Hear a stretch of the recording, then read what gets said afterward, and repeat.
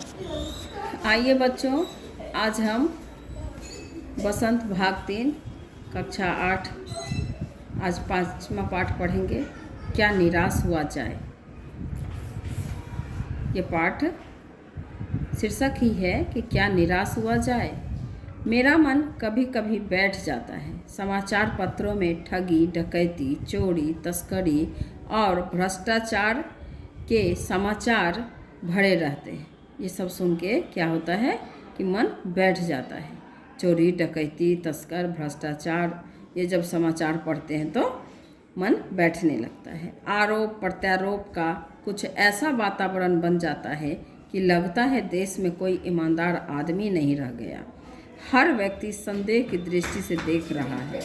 जो जितने ही ऊंचे पद पर है उसमें उतने ही अधिक दोष दिखाई जाते हैं। ऐसा समाचार पत्र जब हम पढ़ते हैं तो ये सब चीज़ देखने को मिलता है। एक बहुत बड़े आदमी ने मुझसे एक बार कहा था कि इस समय सुखी वही है जो कुछ नहीं करता।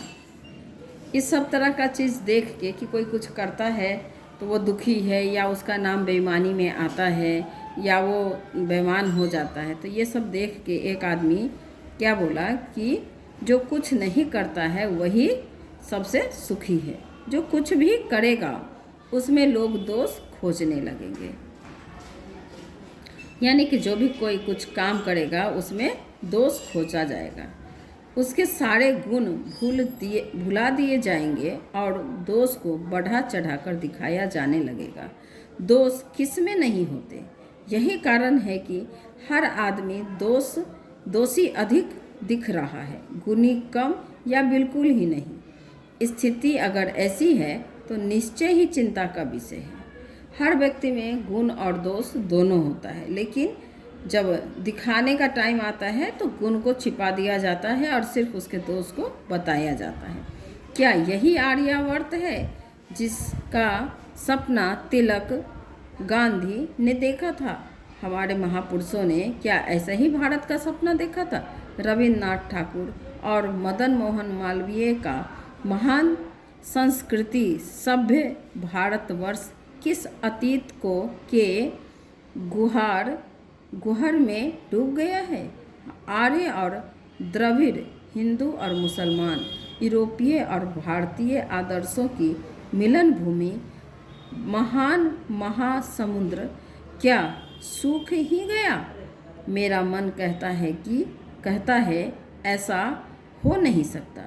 हमारे महान मनीषियों के सपनों का भारत और रहेगा, भारत है और रहेगा।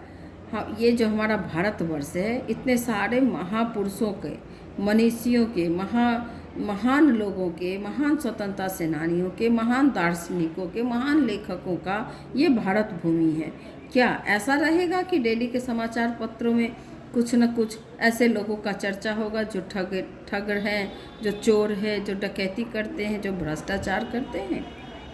ये लेखक ऐसा चिंता व्यक्त कर रहे हैं। यह सही है कि इन दिनों कुछ ऐसा माहौल बना है कि ईमानदारी में से मेहनत करके जीविका चलाने वाले निरीह और भोले भाले श्रमजीवी पिस रहे हैं और झूठ तथा फरेब का रोजगार करने वाला फल फूल रहे हैं। ऐसा लग रहा है कि जो भी निरीह प्राणी है, मतलब बिल्कुल किसी चीज़ से लेना देना नहीं है, भोला भाला लोग है, अपना मेहनत मजदूरी करके कमा रहा है, खा रहा है, और वो उसका ज़माना नहीं रहा, ईमानदार लोगों का ज़माना नहीं रहा, झूठ तथा फरेब करने वाले लोगों का ही ज़माना रह गया है। वही लोग केवल अभी फल फूल रहे हैं। ईमानदारी को मूर्खता का पर्याय समझा जाने लगा है। जो लोग ईमानदार हैं उनको अभी लोग मूर्ख समझने लगा है। सच्चाई केवल भीरू और बेबस लोगों के हिस्से पड़ी है। ऐसी स्थिति में जीवन के महान मूल्यों के बारे में लोगों की आस्था ही हिलने लगी है। भारतवर्ष में कभी भी भौतिक वस्तुओं के संग्रह को बहुत अधिक महत्व नहीं दिया गया। उसकी दृष्टि से मनुष्य के भीतर जो महान आंतरिक गुण स्थित भाव में बैठा है वही चरम और परम है। लोभ, मोह, काम, क्रोध आदि विचार मनुष्य में स्वाभाविक रूप से विद्यमान रहते हैं, पर उन्हें प्रधान शक्ति मान लेना और अपने मन तथा बुद्धि को उन्हीं के इशारे पर छोड़ देना बहुत बुरा आचरण है। भारतवर्ष में कभी भी उन्हें उचित नहीं माना। उन्हें सदा संयम के बंधन से बांधकर रखने का प्रयत्न किया है, परंतु भूख की अपेक्षा नहीं की जा सकती। बीमार के लिए दवा की उपेक्षा, परंतु भूख की उपेक्षा नहीं की जा सकती। बीमार के लिए दवा की उपेक्षा नहीं की जा सकती। गुमराह को ठीक रास्ते पर ले जाने के उपायों की उपेक्षा नहीं की जा सकती।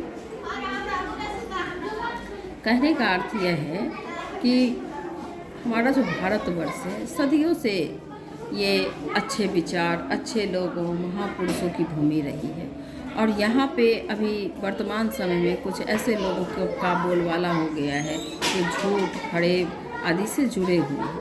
लेकिन झूठ कितना दिन चलेगा? झूठ तो थोड़ा दिन झूठ चलता है, उसके बाद सच्चाई की ही जीत होती है। हुआ यह है कि इस देश के कोटि कोटि दरिद्र जनों की हीन अवस्था को दूर करने के लिए ऐसे अनेक कायदे कानून बनाए गए हैं। हुआ यह है कि इस देश में कोटि कोटि दरिद्र जनों की हीन अवस्था को दूर करने के लिए अनेक कानून बनाए गए हैं जो कृषि, उद्योग, वाणिज्य, शिक्षा और स्वास्थ्य की स्थिति को अधिक उन्नत और सुचारू बनाने के लक्ष्य से प्रेरित है। कानून तो बहुत सारे बनाए गए हैं, परंतु जिन लोगों को इन कार्यों में लगना है उनका मन सब समय पवित्र नहीं होता। जो लोग इस काम को देख रहे हैं वो हर समय उनका मन पवित्र नहीं रहता है। प्रायः वे ही लक्ष्य को भूल जाते हैं और अपनी ही सुख सुविधा की ओर ज़्यादा ध्यान देने लगते हैं। मतलब जो लोग इस काम को देखने वाले हैं वही लोग भूल जाते हैं और अपने ही सुख सुविधा में तल्लीन हो जाते हैं। भारतवर्ष सदा कानून को धर्म के रूप में देखता आ रहा है। आज एकाएक कानून और धर्म में अंतर कर दिया गया है। धर्म को धोखा नहीं दिया जा सकता, कानून को दिया जा सकता है।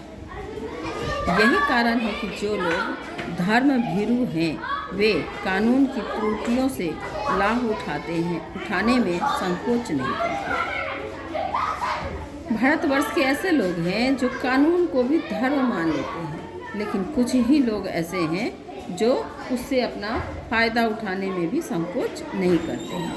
इस बात के पर्याप्त प्रमाण खोजे जा सकते हैं कि समाज के ऊपरी वर्ग के चाहे जो भी होता रहा हो, समाज के ऊपरी वर्ग में चाहे जो भी होता रहा हो, भीतर भारतवर्ष अब भी यह अनुभव कर रहा है कि धर्म कानून से बड़ी चीज़ है। अब भी सेवा, ईमानदारी, सच्चाई और आध्यात्मिकता के मूल्य बने हुए हैं।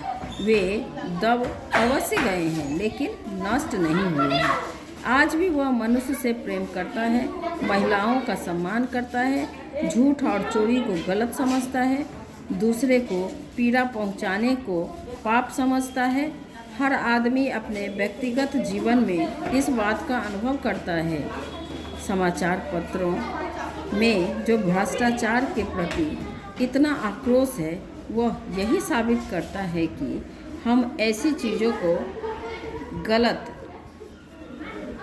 समझते हैं और समाज में उन तत्वों की प्रतिष्ठा कम करना चाहते हैं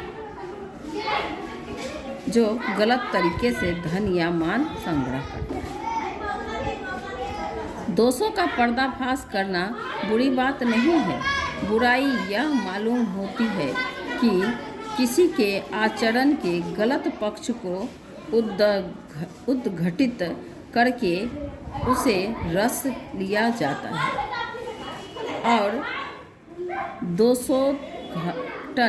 दोषोद्घाटन को एकमात्र कर्तव्य मान लिया जाता है। बुराई में रस लेना बुरी बात है। अच्छाई में उतना ही रस लेकर उजागर न करना और भी बुरी बात है।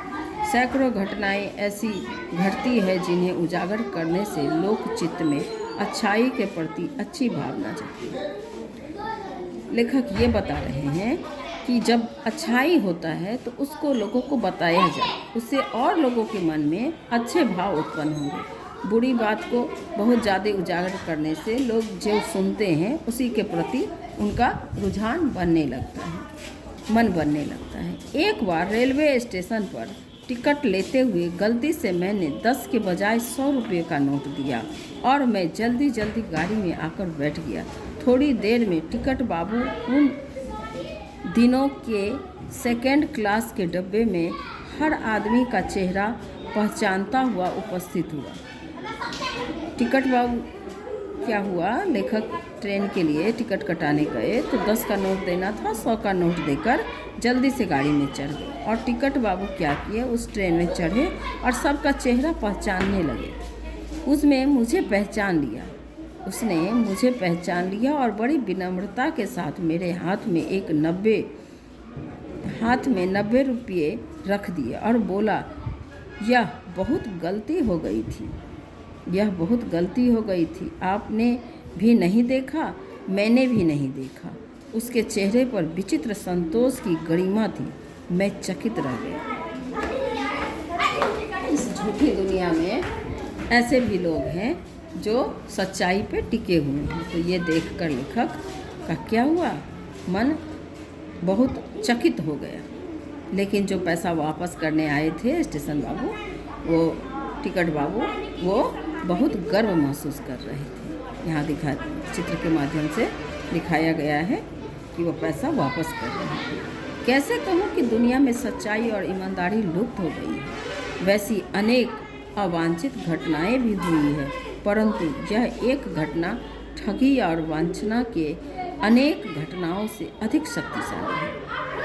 जहाँ पे झूठ बोलने वाले, ठगने वाले लोग हैं, इतनी सारी घटनाएं घटती है, उसमें ये जो एक विश्वास भरा घटना घटा है, ये इससे कहीं अधिक अच्छा है, शक्तिशाली है। एक बार मैं बस में यात्रा कर रहा था। मेरे साथ मेरी पत्नी और 3 बच्चे भी थे। बस में कुछ खराबी थी, रुक रुक कर चलती थी। गंतव्य से कोई 8 किलोमीटर पहले ही एक निर्जन सुनसान स्थान पर बस ने जवाब दे दिया। रात के कोई 10 बजे होंगे। बस में यात्री घबरा गए। कंडक्टर उतर गया और एक साइकिल लेकर चलता बना। लोगों को संदेह हो गया कि हमें धोखा दिया जा रहा है। लोग क्या संदेह करने लगे कि हमको गलतफहमी में, हमको धोखा में रखा जा रहा है। कंडक्टर उतरकर जो चला गया, साइकिल से लेकर चलता बना, तो लोग को लगा कि हमको धोखा दिया जा रहा है, हम यहीं सुनसान में रह जाएंगे। और ये कंडक्टर बस से उतरकर चला गया। बस में बैठे लोगों ने तरह तरह की बातें शुरू कर दी। यहाँ देख रहे हैं कि बस का चित्र और कंडक्टर साइकिल से जा रहे हैं और लोग सब आपस में तरह तरह की बातें करने लगे। किसी ने कहा, यहाँ डकैती होती है। 2 दिन पहले इसी तरह एक बस को लूटा गया था। परिवार सहित अकेला मैं ही था। बच्चे पानी पानी चिल्ला रहे थे। पानी का कहीं ठिकाना न था। ऊपर से आदमियों का डर समा रहा था।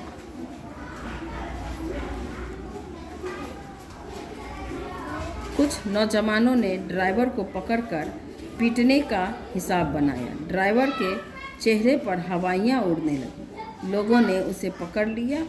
वह बड़े कातर ढंग से मेरी ओर देखने लगा और बोला, हम लोग बस का कोई उपाय कर रहे हैं, बचाइए, ये लोग मारेंगे। डर तो मेरे मन में था, पर उसकी कातर मुद्रा देखकर मैंने यात्रियों को समझाया कि मारना ठीक नहीं है, परंतु यात्री इतने घबरा गए थे कि मेरी बात सुनने को तैयार नहीं हुए। यहाँ देख रहे हैं हाथापाई की नौबत बन गई है। कहने लगे, इतनी बातों में इसकी बातों में मत आइए, धोखा दे रहा है। कंडक्टर को पहले ही डाकुओं के यहाँ भेज दिया है। लोग डरे हुए थे। जब कंडक्टर साइकिल से गया तो ऐसा लोग को लग रहा था कि वो कहीं डाकू को बुलाने तो नहीं चला गया। मैं भी बहुत भयभीत था, पर ड्राइवर को किसी तरह मारपीट से बचाया। 1.5 घंटे बीत गए। मेरे बच्चे भोजन और पानी के लिए व्याकुल थे। मेरी और पत्नी की हालत बुरी थी। लोगों ने ड्राइवर को मारा तो नहीं, पर उसे बस से उतारकर एक जगह घेर कर रखा। कोई भी दुर्घटना होती है तो पहले ड्राइवर को समाप्त कर देना उन्हें उचित जान पड़ा। मेरे गिड़गिड़ाने पर कोई विशेष असर नहीं पड़ा। उसी समय क्या देखता हूँ कि एक खाली बस चली आ रही है और उस पर हमारा बस कंडक्टर भी बैठा हुआ है। उसने आते ही कहा, अड्डे से नई बस लाया हूँ, इस पर बैठ जाइए। वह बस चलाने लायक नहीं है। फिर मेरे पास एक लोटे में पानी और थोड़ा दूध लेकर आया और बोला, पंडित जी, बच्चों का रोना मुझे देखा नहीं गया। वहीं दूध मिल गया, थोड़ा लेता आया। यात्रियों में फिर जान आई। सबने उसे धन्यवाद दिया। ड्राइवर से माफ़ी मांगी और 12 बजे से पहले ही सब लोग बस अड्डे पहुंच गए। कैसे कहूं कि मनुष्यता एकदम समाप्त हो गई है? कैसे कहूं कि लोगों में दया माया रह ही नहीं गई है? जीवन में जाने कितनी ऐसी घटनाएं हुई जिन्हें हम भूल नहीं सकते। बस कंडक्टर क्या किया, नया बस लेकर आया और सबको उसमें बैठा दिया। तो लेखक ये बता रहे हैं कि ऐसा नहीं है कि सभी लोग यहाँ बेईमान ही हैं, अच्छे लोग भी हैं। ठगा भी गया हूँ, धोखा भी खाया है, परंतु बहुत कम स्थलों पर विश्वासघात नाम की चीज़ मिलती है। केवल उन्हीं बातों का हिसाब रखो जिनमें धोखा खाया है, तो जीवन कष्टकर हो जाएगा। जहाँ भी धोखा मिला, जहाँ भी बुराई मिली, जहाँ भी लोग परेशान किए, क्या उसी बात को याद किया जाए तो केवल जीवन कष्टकर होकर रह जाएगा। परंतु ऐसी घटनाएं भी बहुत